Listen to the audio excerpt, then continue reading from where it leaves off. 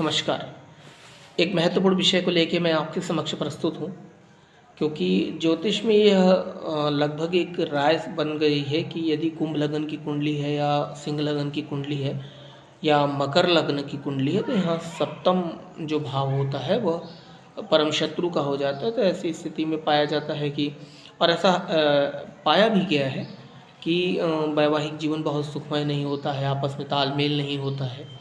और कभी कभी यदि शनि और राहु का प्रभाव सप्तम पे रहा तो स्थिति डाइवोर्स तक पहुंच जाती है।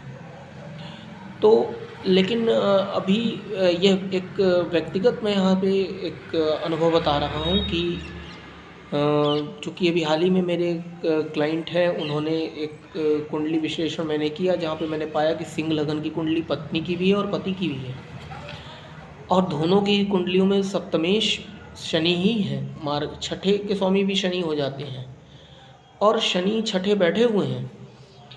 ऊपर से पत्नी की कुंडली में शनि की दशा भी चल रही है।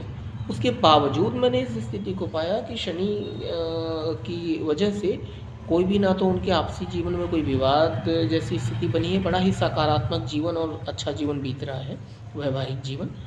तो कुल मिलाकर के ये मेरा यहाँ पे इस चर्चा को करने का जो तात्पर्य है, मतलब है, वो ये है कि किसी भी एक व्यक्ति की कुंडली देख करके उसके वैवाहिक जीवन के बारे में हम पता नहीं कर सकते हैं। यानी जब कभी भी हम वैवाहिक जीवन की चर्चा कर रहे हों या हम देख रहे हों तो पति पत्नी दोनों की कुंडली होना आवश्यक है। उसके बाद ही हम किसी फलादेश की तरफ बढ़ें तो बेहतर होगा।